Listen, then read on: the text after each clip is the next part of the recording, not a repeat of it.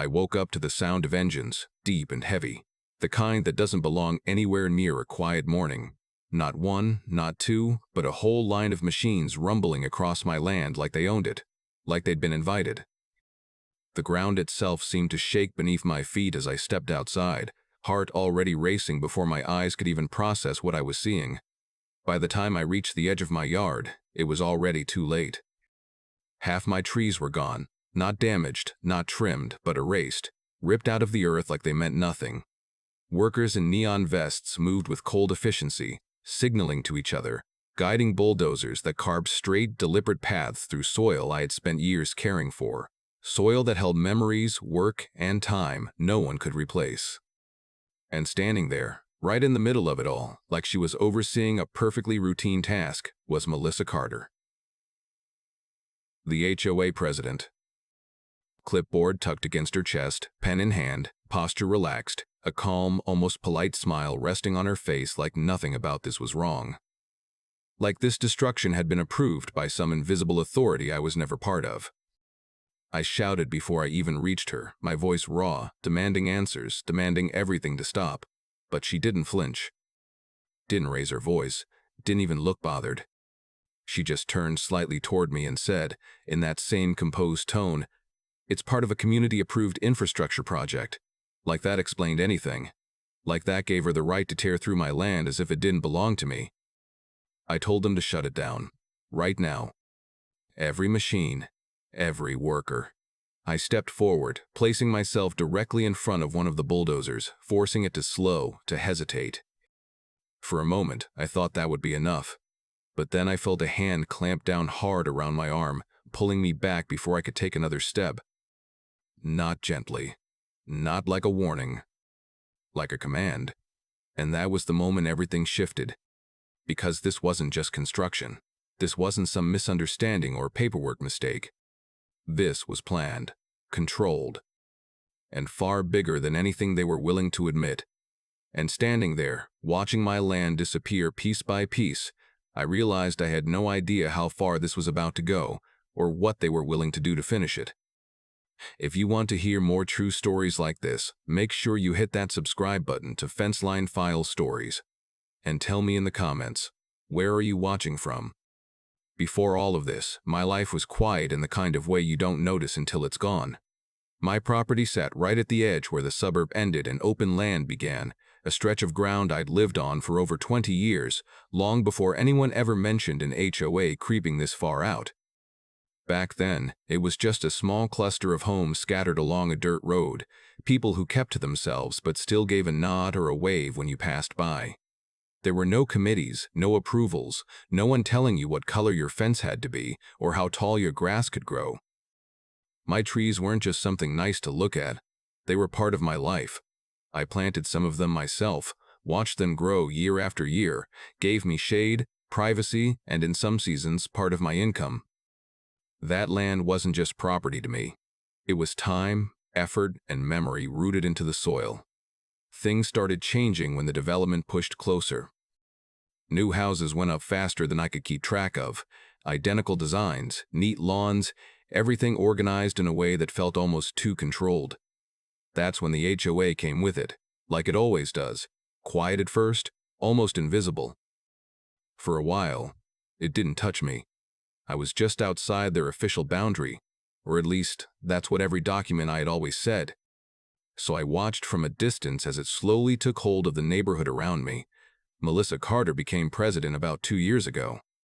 At first, people seemed to like her. She was efficient, always dressed sharp, spoke clearly, acted like someone who knew exactly what she was doing. She introduced new systems, talked about community value, future planning, all the phrases that sound reasonable when you first hear them. But it didn't take long for the tone to shift. The rules started multiplying. Not suggestions, not guidelines, but strict, enforceable rules. Trash cans had to be hidden from view at certain hours. Lawns had to be cut to exact measurements. Mailboxes had to match a specific approved design. It was small at first, almost petty, but it kept growing. Then came the fines. Quiet at first, just a few notices here and there, but then more frequent, more aggressive. People started getting charged for things they didn't even realize were violations, and the strange part was, no one really fought it. I'd hear about it in passing, someone mentioning a fine, someone complaining under their breath, but when it came time to actually push back, they didn't. They just paid it. Every time. Because everyone understood something without saying it out loud, Melissa didn't like being challenged, and the people who tried didn't come out ahead. I kept my distance. I told myself it didn't concern me. My land wasn't part of the HOA, and I had no intention of letting it become that way. I stayed quiet, focused on my own work, my own property, thinking that as long as I didn't give them a reason, they'd leave me alone. For years, that seemed to be true. Then, about a month before everything changed, I found a letter in my mailbox. Plain envelope, HOA letterhead. Inside, just a single line, property boundary review in progress. No details, no explanation, no request for a meeting or clarification. Just a notice, like they were informing me of something that had already been decided. I remember standing there reading it twice, trying to figure out what it even meant. It didn't make sense, and since no one followed up, I convinced myself it wasn't anything serious. Maybe a routine check, maybe something administrative that didn't actually involve me. So I ignored it. Looking back now, that was the moment everything started, even if I didn't realize it at the time. That letter wasn't a warning, and it definitely wasn't harmless. It was the first move in a plan that had already been set in motion, a quiet step that I dismissed without understanding what it really meant. And by the time I finally saw the bigger picture, they were already far ahead of me. It didn't take long after that letter for things to shift from quiet suspicion to open conflict. A week later, I received another notice, this one thicker, stamped with official-looking language that felt intentionally overwhelming. According to the document, a portion of my land had been reclassified under something they called shared infrastructure zoning. I read that line over and over, trying to make sense of how land I had owned for decades could suddenly fall under a category I had never agreed to, never even heard of. The notice went on to explain that underground utility work had already been approved across what they described as community-aligned parcels, and somehow my property was now included in that definition. No meeting, no consent, no signature from me. Just a statement, as if it had already been settled. I didn't wait. I went straight to the HOA office with every document I had, original land deeds, surveys going back years, even old county maps that clearly showed my property sitting outside their boundary. I laid everything out in front of them, pointing to lines, dates, signatures, expecting at least some acknowledgement that something didn't add up. But they barely looked. A quick glance, a few dismissive nods, and then the same response repeated in different words, that the zoning had been updated, that the infrastructure plan had already been approved, that my documents were outdated. It felt less like a conversation and more like they were reading from a script. That's when the tone changed completely.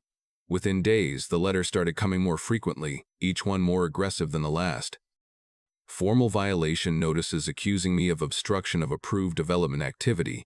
I remember staring at that phrase, trying to understand how protecting my own land had somehow become a violation. Then the fines began. At first, I thought it had to be a mistake, maybe a clerical error that would get sorted out once someone actually reviewed the situation. But the amounts were very real, and they kept increasing. Daily fines. Not small ones either. Numbers that made it clear this wasn't about correcting a problem. It was about pressure. Financial pressure designed to wear me down until I gave in. I tried to speak with Melissa directly, thinking maybe if we had a real conversation, face-to-face, I could get through to her. But every request I made was denied. No private meetings, no informal discussions. Everything had to go through what she called official channels, which meant emails that got generic replies or formal letters that repeated the same language over and over. It was like trying to argue with a system that had already decided the outcome. Then the workers came back. This time, they weren't just passing through or clearing debris. They were measuring, marking, taking precise steps across my land like they were following a blueprint only they could see. I watched from a distance at first, trying to understand what they were doing, but it became clear quickly that this wasn't random. Wooden stakes started appearing, driven deep into the ground in perfectly straight lines. Not scattered, not temporary.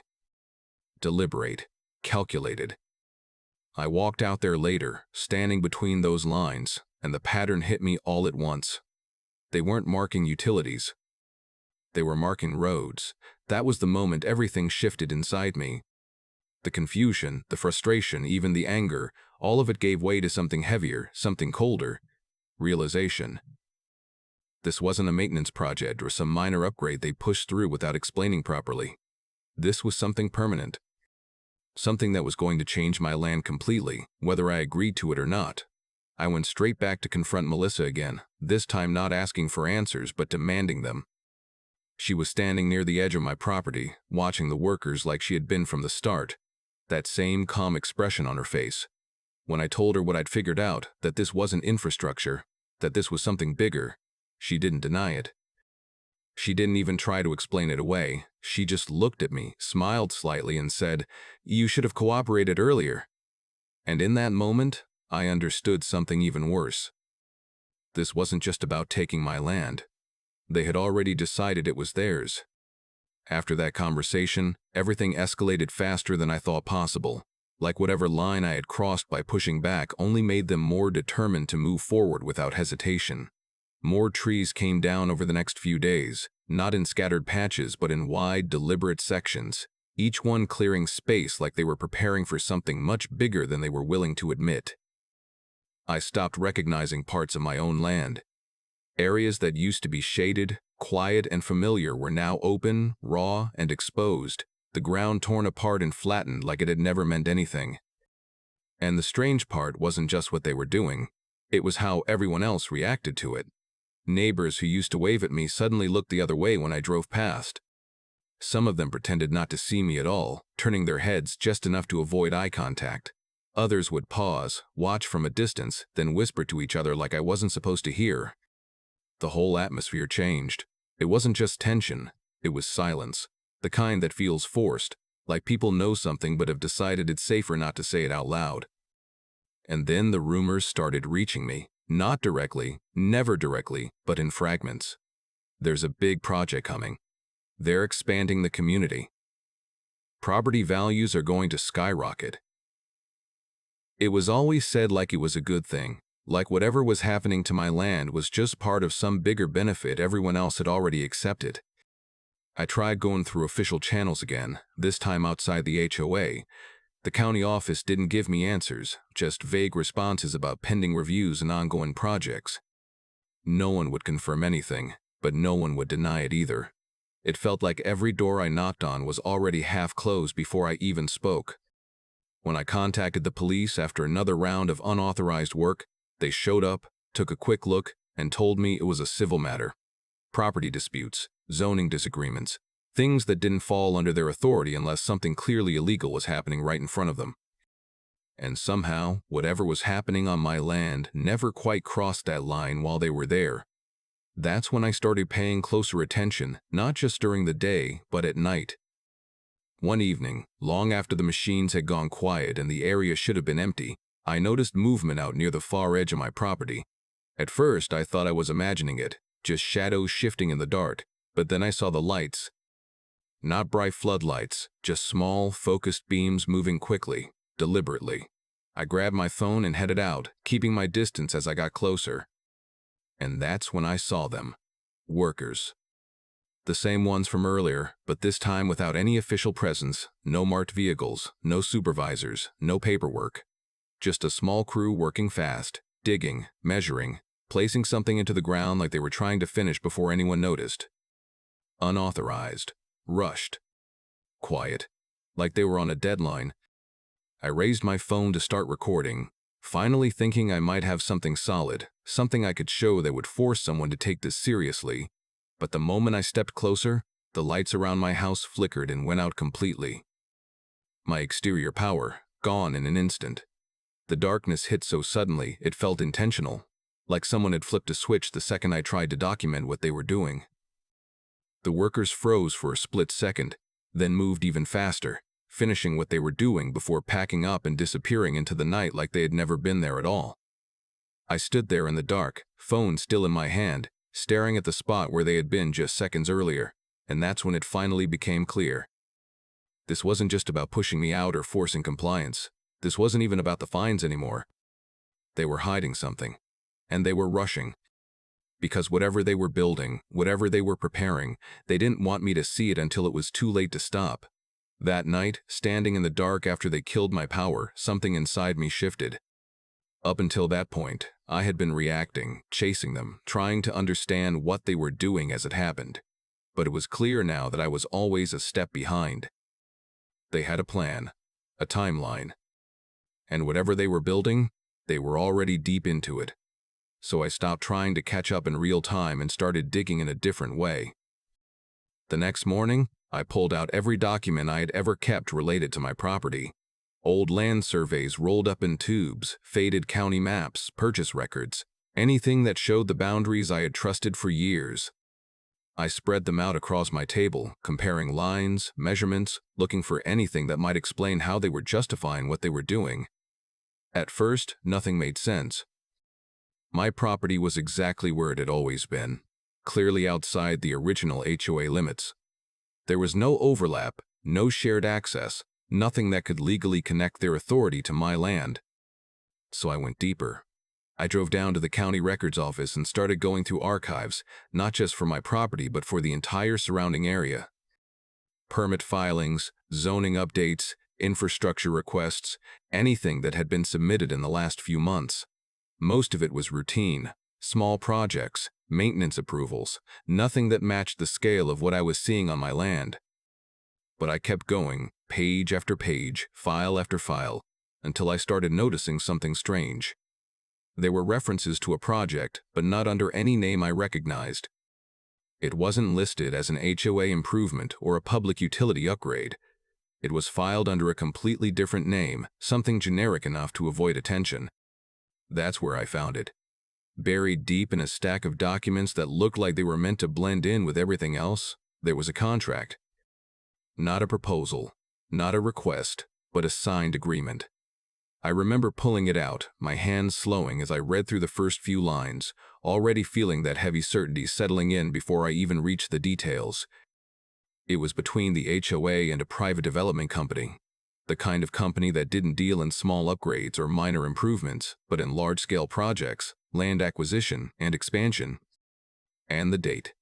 It had been signed weeks ago, before the first tree was cut, before I ever received that initial letter about a property boundary review, before any of this was made visible to me at all. I stood there reading it again, slower this time, making sure I wasn't misunderstanding what was right in front of me. The language was careful, structured in a way that tried to make everything sound legitimate, but the meaning was clear once you looked past the wording. This wasn't infrastructure. This wasn't maintenance. This was land conversion, a full-scale plan to expand the community, to build new sections, new roads, new properties. And my land was the starting point.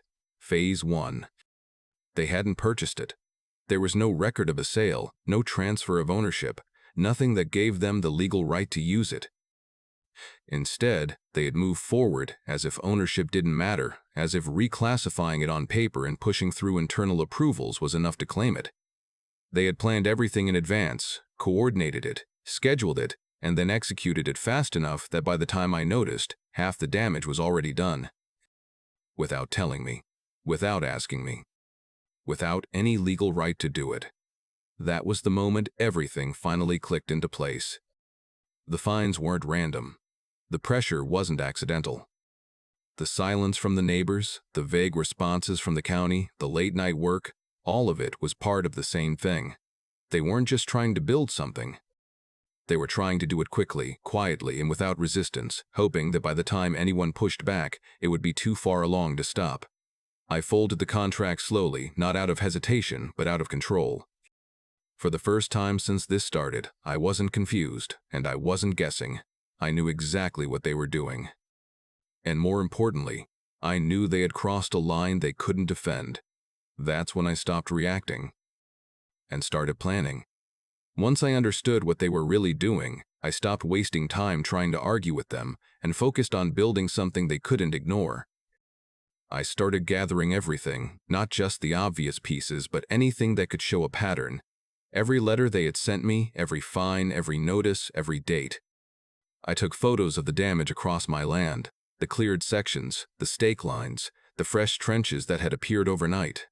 I went back through the few recordings I had managed to capture and organized them, matching timestamps with the nights I had seen activity that shouldn't have been happening.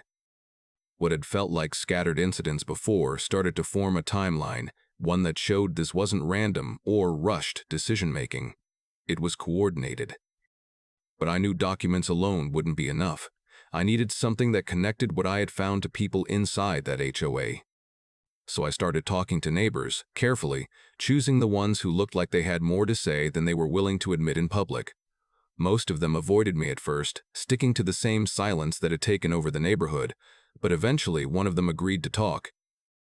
Not in his house, not out in the open, but quietly, off to the side where no one else could hear. He didn't take long to admit it.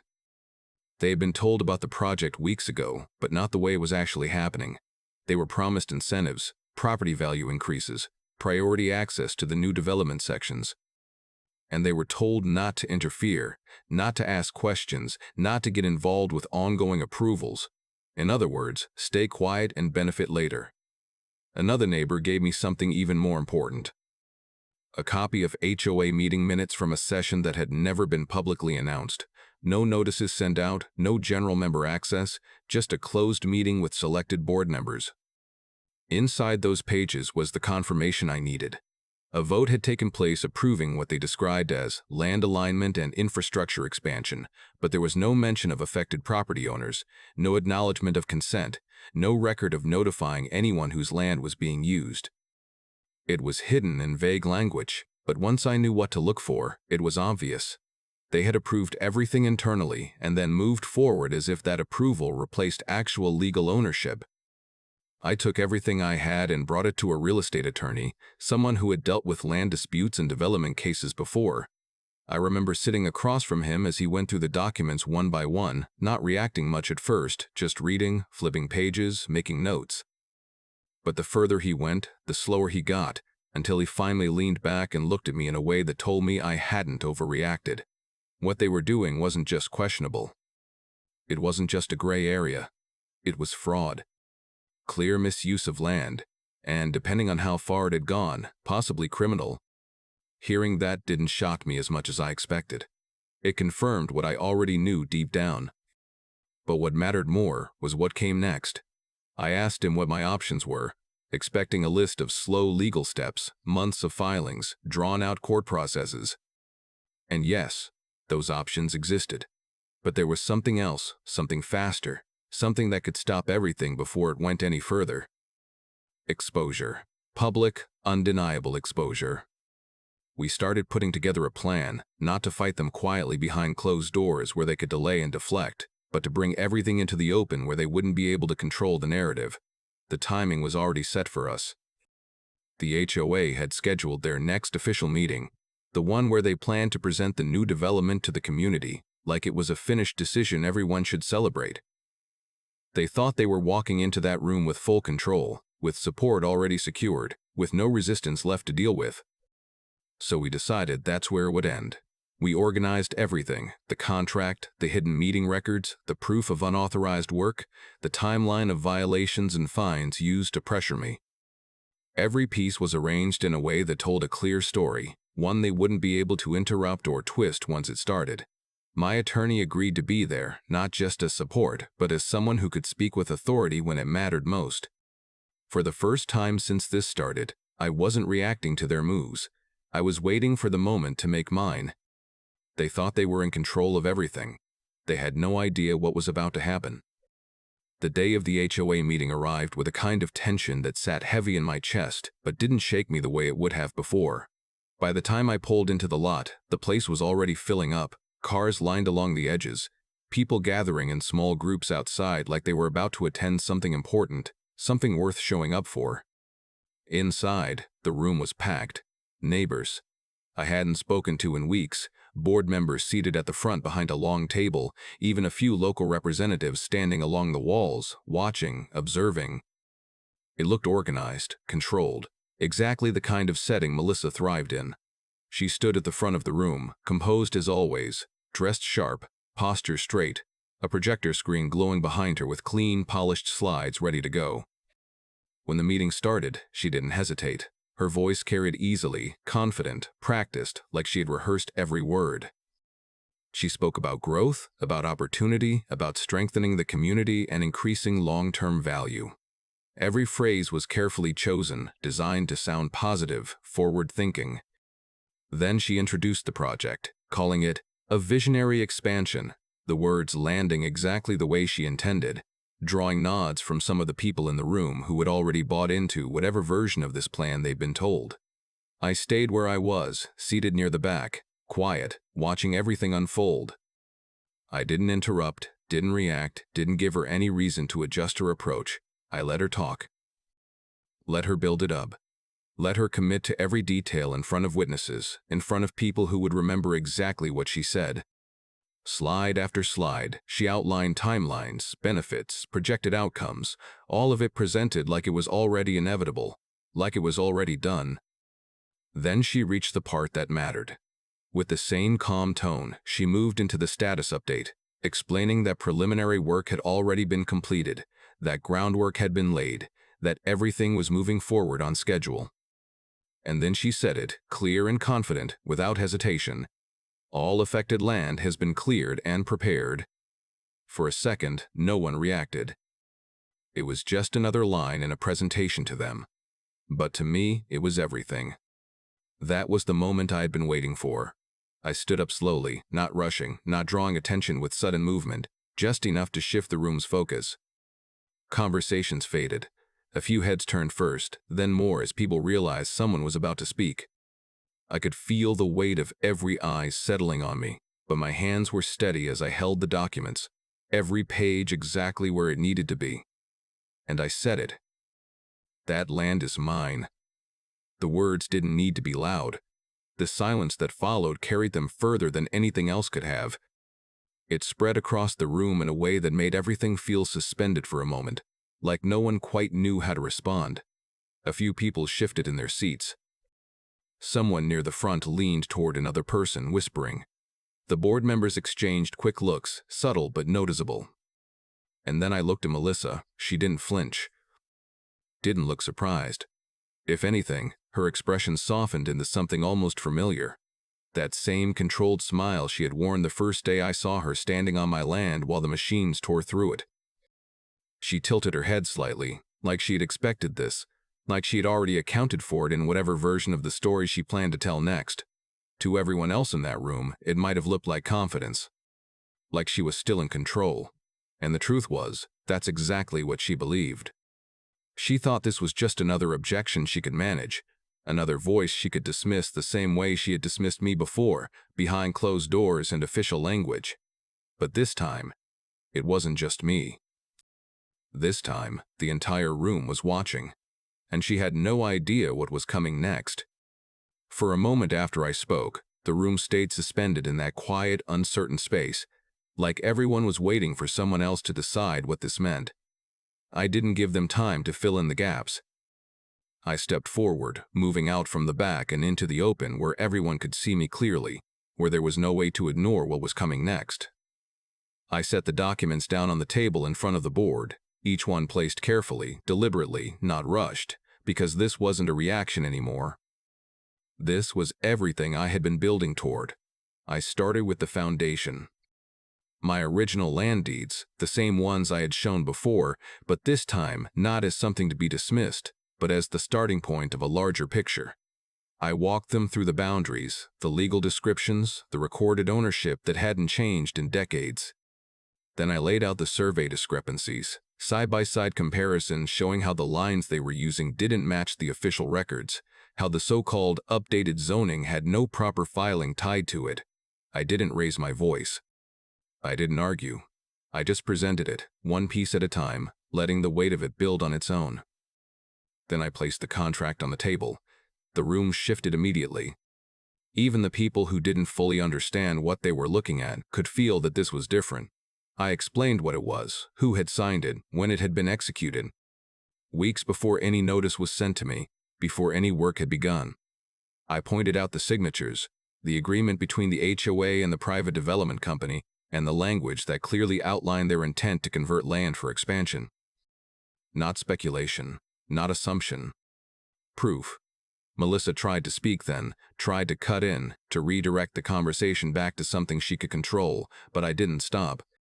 I slid forward the next piece, the video footage I had managed to capture, clips of workers on my property after dark, unmarked, unsupervised, rushing through tasks that should never have been happening without authorization. I let it play just long enough for people to see it, to understand that this wasn't part of any normal approved process. That's when my attorney stepped forward. He had been standing off to the side, quiet until that moment, letting me present everything in my own words. But when he spoke, the tone in the room changed completely. He didn't speculate. He didn't soften anything. He confirmed it plainly, professionally, in terms no one could misinterpret. The actions taken by the HOA and the developer weren't just questionable. They were violations. Fraud, misuse of land, unauthorized development activity. Each word landed heavier than the last, cutting through any remaining doubt. And then came the final point. The one thing that made everything else impossible to defend. The developer had never legally purchased my land. There was no transfer of ownership. No signed agreement from me. No legal right to build, dig, clear, or prepare anything on that property. Which meant every tree they had cut, every stake they had placed, every trench they had dug, was illegal. Trespassing. Destruction of private property. The reaction was immediate. The room erupted in voices, confusion, anger, disbelief. Neighbors who had stayed silent before were suddenly speaking all at once, some demanding answers, others questioning what they had been told. Board members who had sat calmly just minutes earlier now leaned toward each other in panic, flipping through papers like they might find something that could fix what was unfolding in front of them. Melissa tried again to regain control, her voice sharper now, louder, attempting to cut through the noise, but it didn't work. It was too late. The narrative had shifted, and she couldn't pull it back. That's when the county officials in the room stepped in. They moved forward, asking for the documents, reviewing them right there in front of everyone. Their expressions changed as they read, the same realization passing over them that had passed over me when I first found that contract. Questions turned into instructions. Instructions turned into immediate action. The meeting didn't end the way it was supposed to. It collapsed. Right there in front of everyone. An investigation was initiated on the spot, not something delayed or scheduled, but immediate, because what had been presented couldn't be ignored or pushed aside. The entire plan, the project, everything Melissa had built her control around, started unraveling in real time. And for the first time since this began, I saw her expression change. The calm was gone. The confidence disappeared. That controlled smile she had worn through every confrontation faded into something else entirely. Something she couldn't hide. Fear. Everything stopped faster than I expected. By the next morning, the machines were gone. No engines, no workers, no movement on my land at all. The same ground they had torn apart just days earlier sat quiet again, like the entire operation had been pulled back overnight. Notices were issued. Official ones this time, ordering an immediate halt to all construction activity tied to the project. What had been pushed forward so aggressively was now frozen, locked in place under investigation. Legal action followed just as quickly. What started as questions in that meeting turned into formal cases, filings, and reviews that went far beyond anything the HOA could control. The board didn't survive it. One by one, members stepped down or were removed as the details came out, each piece of evidence connecting them to decisions that were never supposed to see the light of day.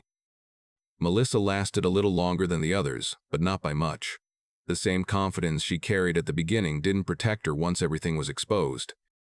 She was removed from her position, and the charges that followed made it clear this wasn't just a mistake or a misunderstanding.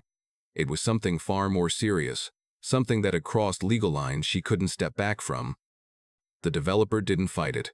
The moment the investigation began, they backed out completely, distancing themselves from the project like it had never existed.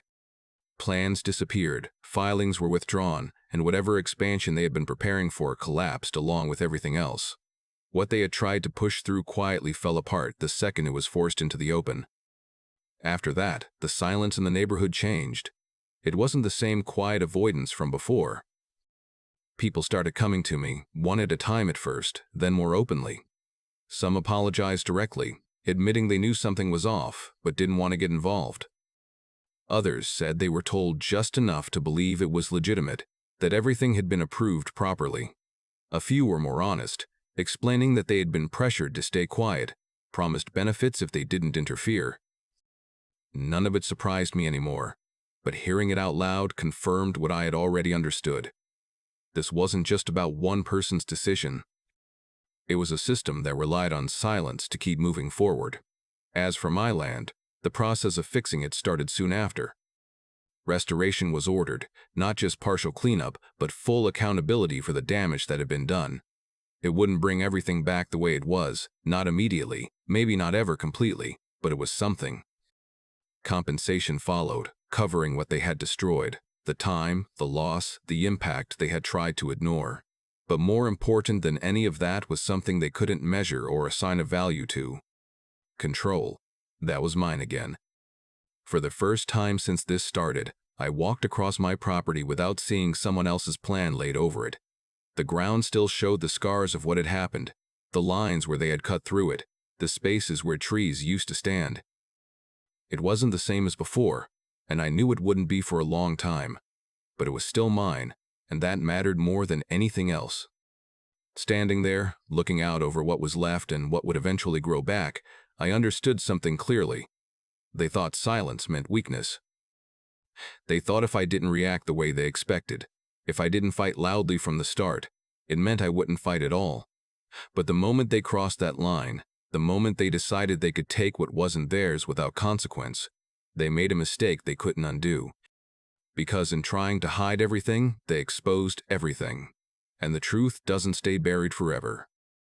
If you want to hear more true stories like this, make sure you hit that subscribe button to Fenceline Files, and tell me in the comments, where are you watching from?